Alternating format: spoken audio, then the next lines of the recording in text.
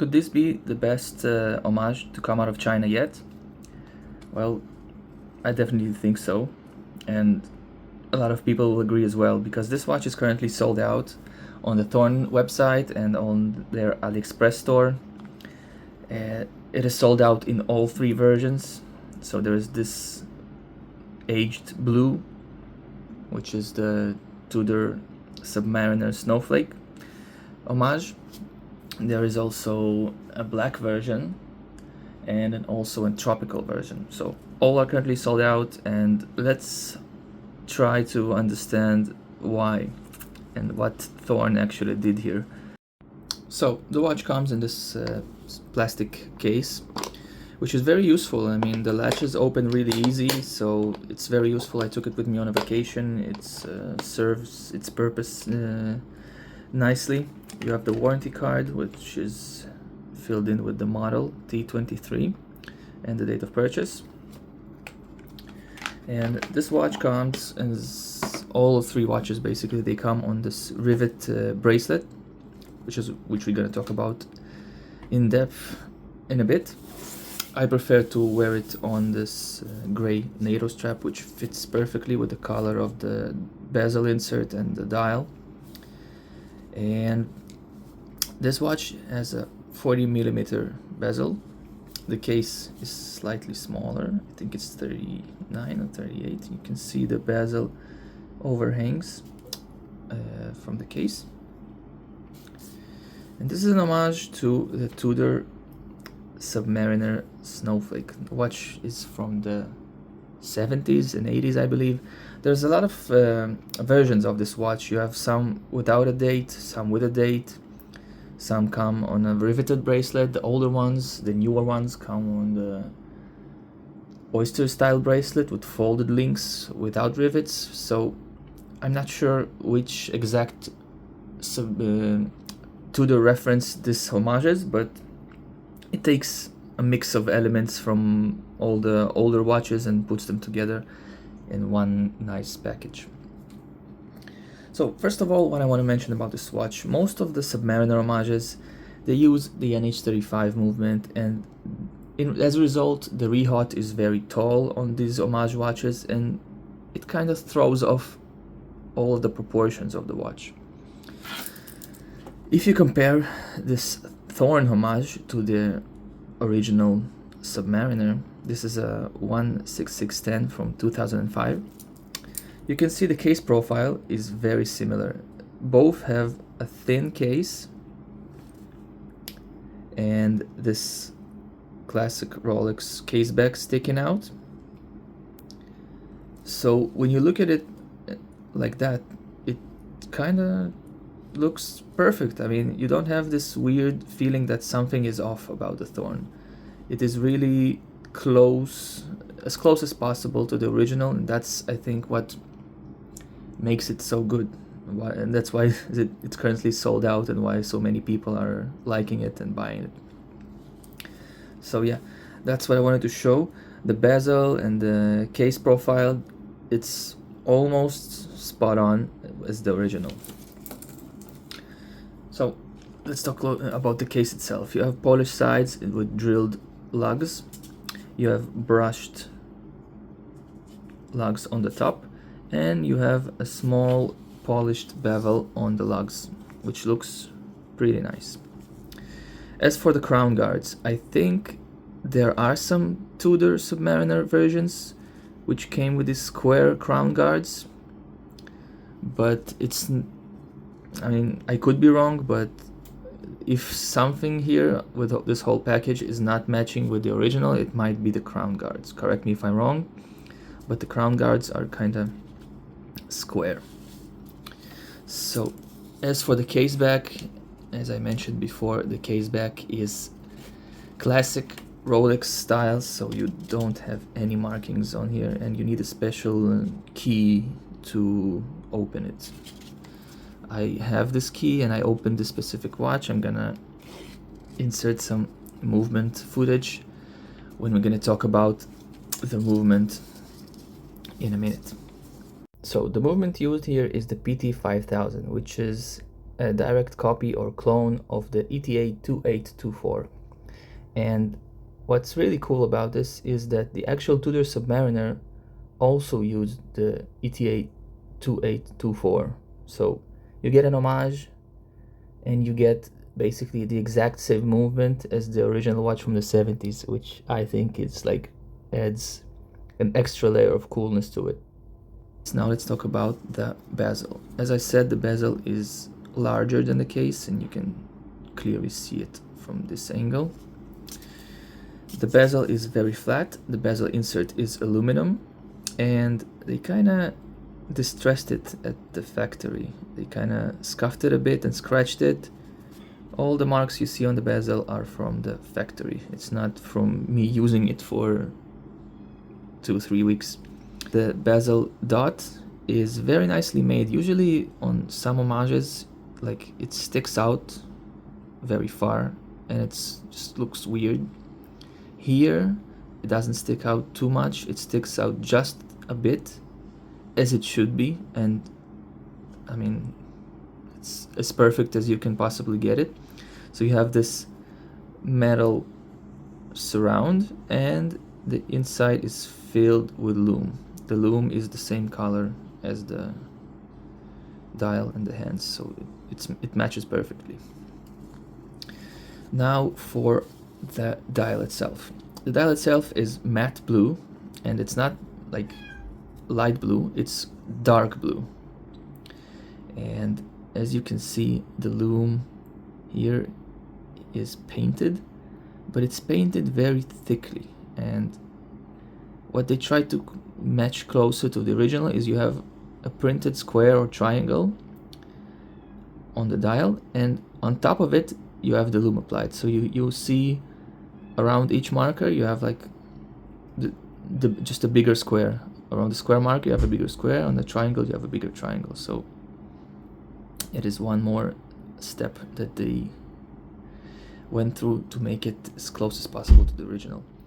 The date window has a nice chamfer to it, nice deep chamfer, very very nice.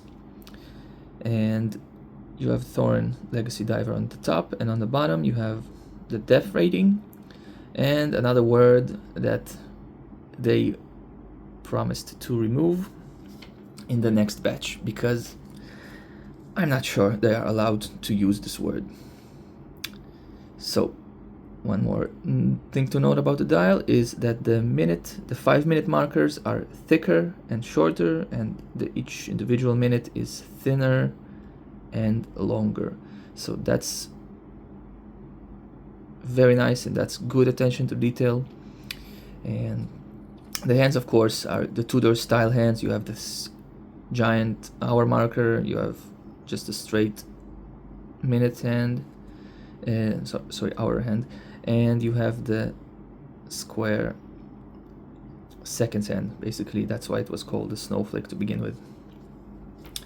The crown has the Thorn logo pressed into it. It is not lasered, it's pressed. It's very nice, very similar to the style of crown that you have on this guy.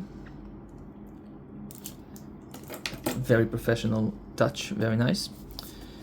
I wear it on the NATO because it was most of the Marine Nationale, the French Navy, wore it on the NATO, and it kind of looks good like that. But it also looks nice on the bracelet. So the bracelet is 20 millimeters, and the end links are solid. The links themselves are solid, and you can fit all kinds of bracelets as long as you have this matching link in the middle. I'm gonna show it to you on this Watch Dives oyster style as well in a minute. So the bracelet kind of gives us the authentic riveted look. I kind of hated it on the pictures, but when I wore it a few times, it's kind of nice. It fits with the aesthetic of the vintage vibe, and it's executed okay, other than in some places it's not pressed all the way in. So the QC on the bracelet could be a bit better. I don't know if you can see it. Yeah, you can definitely see the gaps. It's not supposed to be like that, but I guess they went all in with the vintage vibe, so it's kind of piece of shit. So to match the bracelet from the 60s. So what they did with the adjustment, okay, so you have the rivets on all the links, but the final link, which gives you the adjustment, doesn't have the rivet, obviously, because it have to fit into the clasp.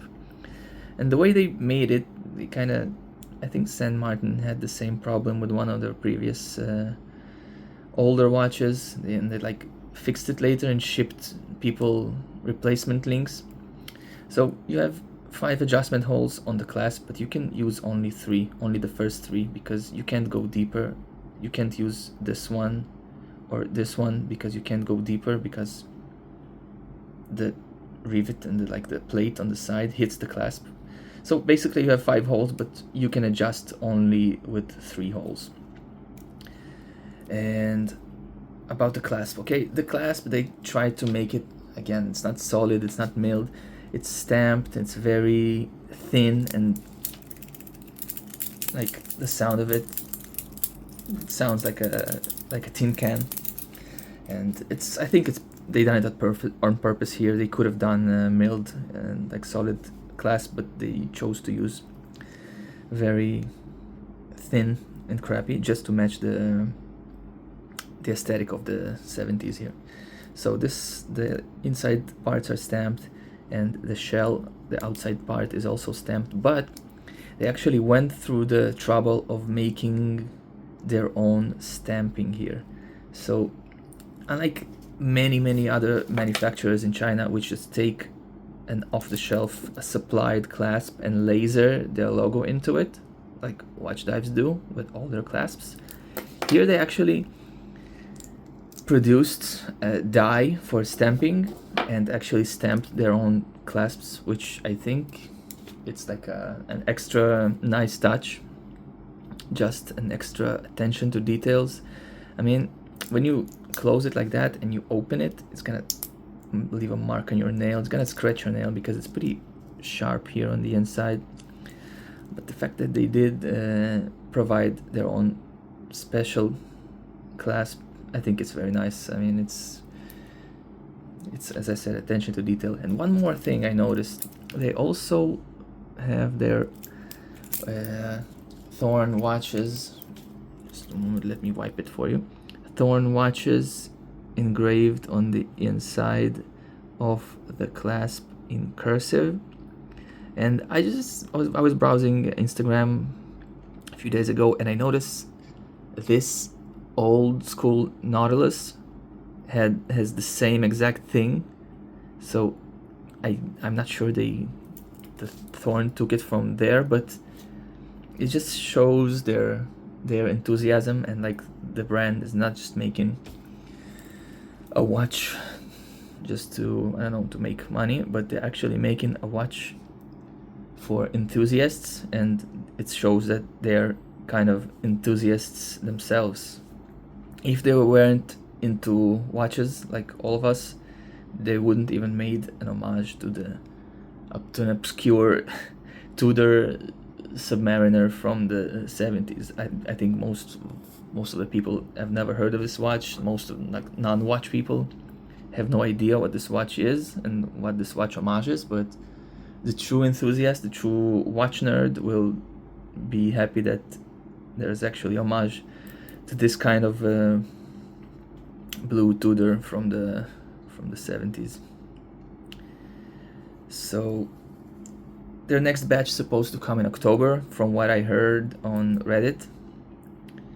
And if you want one of those, really suggest you follow up on the Thorn website or on their AliExpress store and order one, because as the first batch was sold out immediately almost, I think the next batch will be gone very fast as well. Let me show you how it looks on a non-riveted bracelet, and then we're gonna do the lume shot. One more thing I forgot to mention about the rivet bracelet is the fact that you adjust it with 2 screwdrivers. Oh, if it's gonna focus. You have to use 2 screwdrivers to adjust it, which is an absolute pain in the ass. I did it, but I would not want to do that again. So you have 2 screws, you have to use 2 screwdrivers and unscrew it together. So these tiny screws come out, and the riveted link itself, you have this rivet here, which does not have the hole for the screwdriver, and here it is like actually riveted, and the second hole is where you have the screw, the fake rivet with the screw. And one more thing, the plates on the side, they're actually individual parts. So this basically, each link is constructed out of 5 pieces, you could say. Yeah, and you see the blue stuff over here. They actually used a lot of Loctite from the factory, which is a good thing. So these things will not unscrew on them by themselves. So for if you have any bracelets laying around, which like I do, I have plenty of other watches that I purchased, you can use the Thorn and links, and this part of the bracelet just fits in perfectly, almost perfectly. I had to file down like a few microns for it to fit, but it was just a matter of like a minute of filing on both sides. So if you want, and if you have other bracelets available, you can turn it from riveted to non-riveted 3-piece link bracelet. It looks okay like that, but I don't know, I'm kinda used to it on the riveted bracelet, so I wear it most of the time on the NATO and sometimes on the riveted bracelet. But if you want to, and if you absolutely hate the rivets, you can solve this problem like that. So there is an option. So the lume is green. It's pretty bright, but because it's not a white lume, it's a yellow lume, it kind of lasts not that long. But the initial burst when you first charge it looks very nice, but it starts to fade shortly after.